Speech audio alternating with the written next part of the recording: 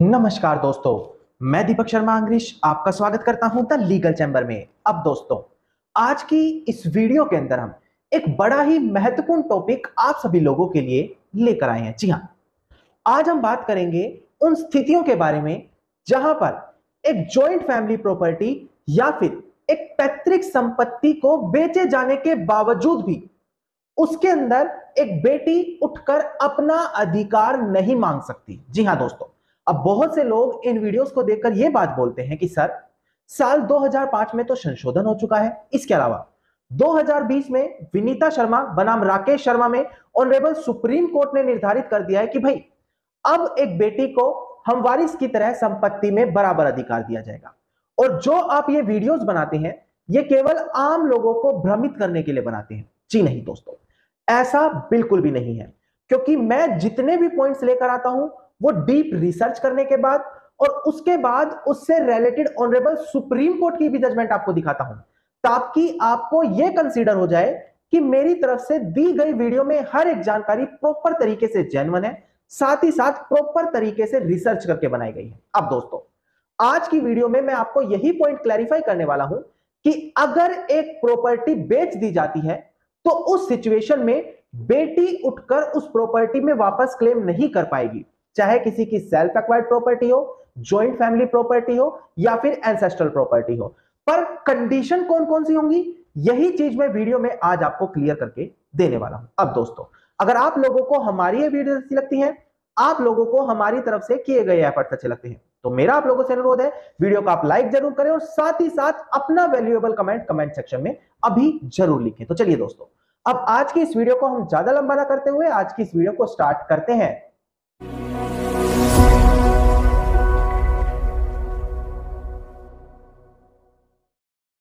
अब दोस्तों, सबसे पहले वीडियो की स्टार्टिंग में एक इंपॉर्टेंट पॉइंट आपको मैं क्लियर कर दूं। अगर आप लोगों की कोई लीगल समस्या है, आप लोग मुझसे पर्सनली कंसल्टेशन यानी कि लीगल एडवाइस लेना चाहते हैं, तो डिस्क्रिप्शन के अंदर आप लोगों को एक नंबर दिया है, उस नंबर पर आप कॉल करके अपनी कॉल बुक कराकर डायरेक्टली मुझसे 1-to-1 कंसल्ट भी कर सकते हैं। अब दोस्तों, हम बढ़ते हैं अपनी आज की वीडियो की ओर। देखिए, सबसे पहले वीडियो की स्टार्टिंग में एक कंसेप्ट आप लोगों को क्लियर होना बहुत जरूरी है। Self acquired property, ancestral property, joint family property, ये तीनों कंसेप्ट अगर आपको पता ही नहीं है तो आज की वीडियो आप लोगों के किसी काम की नहीं। दोस्तों देखिए, सेल्फ एक्वायर्ड प्रॉपर्टी यानी कि जिसे स्व अर्जित संपत्ति कहते हैं, यह वह संपत्ति होती है जो एक व्यक्ति ने अपनी खुद की कमाई से खरीदी हो। वहीं दूसरी ओर जो प्रॉपर्टी आती है वो होती है एंसेस्ट्रल प्रॉपर्टी। यह वह प्रॉपर्टी है जो एक व्यक्ति ने खुद ने ही कमाई, बल्कि वो उसे अपने पिता, अपने दादा, अपने परदादा से मिली है। तो ऐसी सिचुएशन में वह उसकी एंसेस्ट्रल यानी कि पैतृक संपत्ति का दर्जा रखेगी। और वहीं तीसरी ओर जो जॉइंट फैमिली प्रॉपर्टी आती है, ये वह प्रॉपर्टी है जो एक इंसान को अपने पिता की डेथ होने के बाद, अपने दादा की डेथ होने के बाद रिसीव हुई है बिकॉज ऑफ इनहेरिटेंस। जैसे कि मैं सरल भाषा में समझा दूं, देखिए, अगर आपके पिता का देहांत हो गया, आप लोगों के पास आपके पिता की संपत्ति आ गई, अब आप अपने उस पिता की संपत्ति को आज भी जॉइंटली यूज कर रहे हैं, उसका बंटवारा नहीं हुआ है, तो वह जॉइंट फैमिली प्रॉपर्टी कह के कंसीडर की जाएगी। अब आप कहेंगे सर, ये तो आप बोल रहे हैं, कोई हमें रेलिवेंट जजमेंट तो बताएं जहां पर ऐसी चीज लिखी हो। देखिए, दो बड़ी महत्वपूर्ण जजमेंट मैं आपको क्लियर कर दूं डिस्प्ले पर दिखाते हुए, जहां पर यही चीज कंसीडर की गई है कि फादर की तरफ से अगर कोई प्रॉपर्टी रिसीव हो रही है जब उनकी डेथ हो जाती है तो वह जॉइंट फैमिली प्रॉपर्टी बनती है। सबसे पहले डिस्प्ले पर आप पहली जजमेंट पर ध्यान दीजिएगा, बड़ी महत्वपूर्ण जजमेंट थी ऑनरेबल सुप्रीम कोर्ट की, SMT Deepu versus Wasam Singh and others, 5 मई साल 1983 की जजमेंट है। इसका साइटेशन नंबर देखिए 1983 AIR 846, 1983 SCR 320। इसी के अंदर यह चीज कंसीडर की गई थी कि अगर कोई जॉइंट फैमिली प्रॉपर्टी है जो फादर की तरफ से मिल रही है, जब फादर का डेथ हो गया, फादर कोई विल वसीयत नहीं बना के गए और उनके बच्चों ने वो इनहेरिटेंस के तौर पर अपने पास रिसीव कर ली, तो वह जॉइंट फैमिली प्रॉपर्टी कहलाई जाएगी। अब आप कहेंगे सर, ये तो 1983 की जजमेंट है, कोई लेटेस्ट जजमेंट तो बताएं, इतने समय में तो जजमेंट बहुत सारी ओवररूल्ड हो जाती है। बिल्कुल सही बात है। अब मैं एक लेटेस्ट जजमेंट भी आपको क्लियर कर देता हूं, देखिएगा दोस्तों डिस्प्ले पर, जजमेंट का टाइटल है दोदा मुनियप्पा डिकीज through legal representative versus Munni Swamy. और ये जो जजमेंट पास की गई है 1 जुलाई साल 2019 को पास की गई है। इसका सिविल अपील नंबर देखिएगा 7141 ऑफ 2018। यहां पर भी ये चीज क्लियर की गई थी कि अगर एक प्रॉपर्टी आपको अपने फादर, ग्रैंडफादर से मिल रही है आफ्टर देयर डेथ और उस प्रॉपर्टी को आज भी आप जॉइंटली यूज कर रहे हैं तो ये जॉइंट फैमिली प्रॉपर्टी मानी जाएगी। मैंने इन्हीं टॉपिक पर कि कौन सी प्रॉपर्टी जॉइंट फैमिली होती है एक सेपरेट वीडियो बनाई थी। अगर आपने अभी तक उस वीडियो को नहीं देखा तो आप यहां पर कार्ड बटन पर क्लिक कर अभी जाकर उस वीडियो को देख सकते हैं। अब देखिएगा दोस्तों, मैं आपको वो कंडीशन क्लियर करने वाला हूं, ध्यान दीजिएगा। चाहे प्रॉपर्टी 2005 से पहले बेची गई है, चाहे प्रॉपर्टी 2005 के बाद बेची गई है, या फिर अब आपकी स्थिति में यानी कि प्रेजेंट में साल 2023 में अपनी प्रॉपर्टी बेचने का मन बना रहे हैं जहां पर बेटी को हिस्सा नहीं मिल रहा, तो कौन सी सिचुएशन ऐसी बनेगी जब बेटी कोर्ट में जाकर भी क्लेम नहीं कर पाएगी, और रेलिवेंट जजमेंट से मैं आपको वो पॉइंट क्लियर करूंगा। सबसे पहले आपको एक टर्म समझना होगा, बेनिफिट ऑफ एस्टेट। अब देखिए, बेनिफिट ऑफ एस्टेट का मतलब है, बेनिफिट इंडिकेट करता है किसी चीज की बेनिफिट के लिए, किसी चीज की भलाई के लिए। एस्टेट मतलब जो वो प्रॉपर्टी है। अगर आप उस प्रॉपर्टी की भलाई के लिए उस प्रॉपर्टी को आगे बेच देते हैं तो वो point benefit of the estate में काउंट किया जाएगा। अब दोस्तों, सबसे पहले मैं आपको क्लियर कर देता हूं, ध्यान दीजिएगा। हमारे इंडियन लॉ ऑफ सक्सेशन में दो टाइप के स्कूल्स होते हैं जिनके तहत लॉ ऑफ सक्सेशन देखा जाता है। एक होता है दया भागा, दूसरा होता है मिताक्षरा। अगर आप दया भागा को देखते हैं तो जैसे कि असम हो गया, वेस्ट बंगाल हो गया, ये कुछ गिने चुने 4-5 राज्य होते हैं जहां पर दया भागा स्कूल ऑफ सक्सेशन को प्रैक्टिस किया जाता है।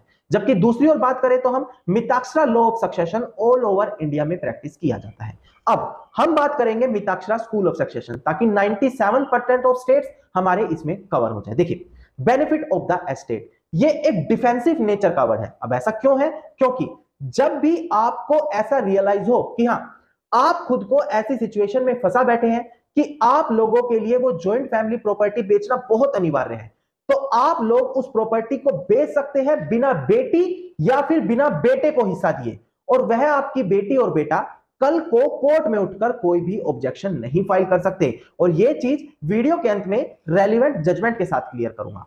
पहले benefit of the estate word को आपको ज्यादा बेहतर तरीके से क्लियर कर दिया जाए। अब दोस्तों, इस टर्म को बेहतर तरीके से समझने के लिए एक बड़ी महत्वपूर्ण जजमेंट आपको मैं क्लियर कर दूं। डिस्प्ले पर जजमेंट का टाइटल आपको दिखाई देगा, देखिएगा, अमरेश सिंह वर्सेस शांभा सिंह। इसमें यही हेल्ड किया था कि जो वो प्रॉपर्टी बेची गई है वो कैसे टेस्ट की जाएगी कि जेन्युइन रीजन है या नहीं, वो प्रूडेंट मैन को देखते हुए समझी जाएगी। अब मैं इसको सिंपल लैंग्वेज में आपको समझाता हूं। देखिए, हर एक व्यक्ति जब किसी की प्रॉपर्टी का हिस्सा बेचकर कल को कोर्ट में खड़ा होता है तो वो यही कहेगा, भाई ये तो बेनिफिट ऑफ द एस्टेट के लिए थी। पर वो चीज कैसे टेस्ट करेगा कोर्ट? वो प्रूडेंट मैन को समझकर। प्रूडेंट मैन मतलब एक समझदार व्यक्ति, कि अगर एक समझदार व्यक्ति खुद को उस स्थिति में पाता जहां पर उस इंसान ने प्रॉपर्टी बेची, तो क्या वह समझदार व्यक्ति भी अपनी वो प्रॉपर्टी बेचता? ये टेस्ट वहां पर करके देखा जाता है। और अगर कोर्ट को एनालाइज होता है कि हाँ, प्रॉपर्टी को बेचना जेन्युइन था, तो वहां पर कोई भी लीगल ईयर, बेटा बेटी कोई भी उठकर कोर्ट में क्लेम नहीं कर पाएगा। अब एग्जाम्पल से आपको समझाऊं ताकि ज्यादा बेहतर तरीके से आपको समझ में आए। देखिए, मान लेते हैं मेरे पास 100 बीघा जमीन है जो बिल्कुल भी उपजाऊ नहीं है। हर साल वहां पर मेरा लाखों करोड़ों का खेती बाड़ी में नुकसान होता है, जमीन उपजाऊ ही नहीं है। अब मैं क्या करता हूं? एज अ कर्ता of the family, head of the family, ध्यान दीजिएगा, कोई भी इंसान उठकर प्रॉपर्टी नहीं बेच पाएगा, केवल जो हेड ऑफ द फैमिली है, कर्ता ऑफ द फैमिली है, उसी के पास ये अधिकार होगा। मान लेते हैं मैं उस 100 बीघा जमीन को बेचकर मात्र 10 से 15 बीघा जमीन बेचता हूं, क्योंकि उसकी वैल्यू में इतनी ही जमीन आ पाती है। तो कल कर उठकर मेरा बेटा बेटी, मेरे भाई बहन ये नहीं कह सकते कि भाई ये हेड ऑफ द फैमिली था, इसने अपनी पावर का गलत इस्तेमाल कराया, और 100 बीघा के हिसाब से हम सभी लोगों को 10-10, 15-15, 20-20 बीघा जमीन मिलती थी, और अब 15 बीघा जो इसने खरीदी है इसमें हमें केवल 3-3 बीघा जमीन मिलेगी। जी नहीं दोस्तों, ये चीज एक्सेप्टेबल नहीं है। क्यों? क्योंकि प्रेजेंट सिनेरियो में मैंने पहले ये पाया कि जो मेरी वो 100 बीघा जमीन थी वो बिल्कुल भी उपजाऊ नहीं थी, उसके बाद मैंने जो 15 बीघा जमीन खरीदी है वो उपजाऊ है, तो मैंने बेनिफिट के लिए ये खरीदी है, तो ये term benefit of the estate में काउंट होता है। इसके अलावा एक और एग्जांपल दे देता हूं। मान लेते हैं मेरा एक होटल है जहां पर हम अपना फैमिली बिजनेस रन करते हैं। मैंने क्या करा? As a head of the family, karta of the family, एक अपनी joint family property, ancestral property बेच दी, ये चीज दिखाते हुए कि हाँ, हमारा जो वो फैमिली बिजनेस होटल है उसके अंदर रेनोवेशन की रिक्वायरमेंट है, उसके अंदर कंस्ट्रक्शन की रिक्वायरमेंट है, और उस प्रॉपर्टी को बेचकर उसका पैसा मैंने उसके रेनोवेशन में लगा दिया होटल के। अब ये भी चीज बेनिफिट ऑफ द एस्टेट में काउंट होगी, जिसको कल कर उठकर कोई भी बेटी चैलेंज नहीं कर पाएगी। एक और एग्जांपल दे देता हूं। मान लेते हैं मेरे घर की स्थिति बहुत खराब है, बिल्कुल जर्जर हो चुका है, कभी भी गिरने वाला है। अब ऐसी स्थिति में मैंने उठकर एक पैतृक संपत्ति जॉइंट फैमिली प्रॉपर्टी बेच दी ताकि उस घर को कंस्ट्रक्ट करा के मजबूत किया जा सके। अब ये पॉइंट भी किसमें काउंट होगा? बेनिफिट ऑफ द एस्टेट में काउंट होगा। और ऐसी ही कंडीशन में कोई भी बेटी उठकर ये नहीं कह पाएगी कल को कि मैं तो को-पार्टनर हूं, मुझे तो एंसेस्ट्रल प्रॉपर्टी पर, जॉइंट फैमिली प्रॉपर्टी पर बराबर का अधिकार दिया जाना चाहिए और मेरी प्रॉपर्टी तो यहां पर बेच दी गई। जी नहीं दोस्तों, बेनिफिट ऑफ द एस्टेट वो कंडीशन है जब कोई भी उठकर उसको चैलेंज नहीं कर सकता। इसके अलावा भी दोस्तों एक बड़ी और महत्वपूर्ण जजमेंट थी, डिस्प्ले पर मैं दिखाकर आपको ये जजमेंट भी समझा दूं। केसी कपूर वर्सेस राधिका देवी, यहीं पर यही हेल्ड किया गया था कि अगर एक प्रॉपर्टी को बेचा जाता है ताकि पूरा परिवार किसी दूसरी जगह पर प्रॉपर्टी खरीदकर वहां पर शिफ्ट हो जाए, वहां पर माइग्रेट हो जाए, तो ऐसी कंडीशन में ये भी बेनिफिट ऑफ द एस्टेट में काउंट होगा। बेसिकली हर वो स्थिति, हर वो कंडीशन जो परिवार के बेहतरी के लिए की गई हो, वो बेनिफिट ऑफ द एस्टेट में काउंट होगी। और बर्डन ऑफ प्रूफ किसके ऊपर आएगा? जो हेड ऑफ द फैमिली है, जो कर्ता ऑफ द फैमिली है, जो उस प्रॉपर्टी को बेच रहा है। तो उसको ये दिखाना पड़ेगा कि एज अ प्रूडेंट मैन, एक समझदार व्यक्ति की तरह मैंने इस सिचुएशन को एनालाइज करते हुए इस प्रॉपर्टी को बेचा था ताकि उससे हमारी फैमिली को बेनिफिट हो सके, बेनिफिट ऑफ द एस्टेट के लिए बेची गई थी। अब दोस्तों वीडियो के आखिर में आपको ऑनरेबल सुप्रीम कोर्ट की जजमेंट में क्लियर कर दूं, जहां पर यही पॉइंट क्लियर है कि अगर एक कर्ता ऑफ द फैमिली प्रॉपर्टी को बेच देता है बेनिफिट ऑफ द एस्टेट के लिए, तो वो जो इंटरेस्ट है, यानी कि वो जो प्रॉपर्टी बेची गई है, वो सभी को पार्टनर को उसमें बाउंड करेगा। बाउंड मतलब उसमें बाध्य कर देगा कि हाँ, उनको भी इस कर्ता ऑफ द फैमिली के डिसीजन को अब मानना पड़ेगा। अब जजमेंट में आपको पहले डिस्प्ले पर केस टाइटल दिखाकर समझा दूं, ध्यान दीजिएगा। केस टाइटल है B Reddy, Dashama Reddy versus V Manjunath. इसका साइटेशन नंबर है 2021 SC 732 और डेट ऑफ जजमेंट है 13 दिसंबर साल 2021। इसका सिविल अपील नंबर देखिएगा 7037 ऑफ 2021, यानी कि बिल्कुल लेटेस्ट जजमेंट आप लोगों के लिए लाई गई है, जहां पर यही पॉइंट क्लियर होगा।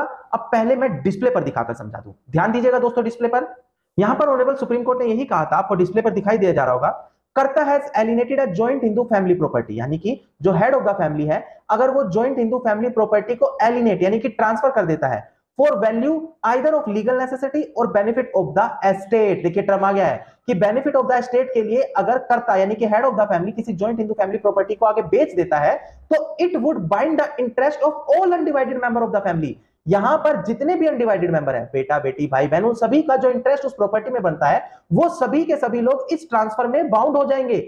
इवन चाहे जब वो प्रॉपर्टी बेची जा रही है वो माइनर हो यानी कि 18 साल से कम हो, या फिर विडो यानी कि विधवा हो। तो ऐसी कंडीशन में ऑनरेबल सुप्रीम कोर्ट ने ये चीज अपनी जजमेंट में साफ तरीके से निर्धारित कर दी थी कि अगर बेनिफिट के लिए, एस्टेट प्रॉपर्टी के बेनिफिट के लिए उस जॉइंट फैमिली प्रॉपर्टी को बेचा जा रहा है, तो ये सभी लोगों का इंटरेस्ट वहां पर बाउंड करेगा। सभी लोगों को वो डिसीजन मानना पड़ेगा, चाहे वो बेटी हो या फिर बेटा हो। धन्यवाद दोस्तों। अब मैं आपको पहले क्लियर करूं कि ये हमारी वीडियो का दूसरा पार्ट था। अब जल्द ही इस वीडियो का थर्ड पार्ट लेकर आऊंगा, जहां पर कुछ ऐसी सिचुएशन और आपको बताऊंगा जो टेक्निकली, लीगली ऐसी सिचुएशन बनती है जहां पर एंसेस्ट्रल या जॉइंट फैमिली प्रॉपर्टी बेचे जाने पर भी कोई उठकर क्लेम नहीं कर सकता। और मैं आपको बता दूं, इससे पहले मैं ऑलरेडी पार्ट 1 इसका अपलोड कर चुका हूं। अगर आपने अभी तक उस वीडियो को नहीं देखा तो आप यहां पर कार्ड बटन पर क्लिक कर अभी जाकर उस वीडियो को देख सकते हैं। अब दोस्तों, अगर आपको हमारी आज की वीडियो अच्छी लगी तो वीडियो को आप लाइक, शेयर और कमेंट जरूर कीजिएगा। वीडियो से जुड़ा अगर आप लोगों का कोई भी क्वेश्चन है तो आप कमेंट सेक्शन में मुझे लिख सकते हैं। इसके अलावा अगर आप मुझसे पर्सनली कंसल्टेशन यानी कि लीगल एडवाइस लेना चाहते हैं तो डिस्क्रिप्शन के अंदर आप लोगों को नंबर दिया है, उस नंबर पर आप कॉल करके अपनी कॉल बुक कराकर भी डायरेक्टली मुझसे कंसल्टेशन कर सकते हैं। इसके अलावा अगर आप इसी प्रकार की इंफॉर्मेटिव वीडियोस रोजाना पाना चाहते हैं तो चैनल को सब्सक्राइब करते हुए नोटिफिकेशन बेल आइकन आप जरूर दबा दें।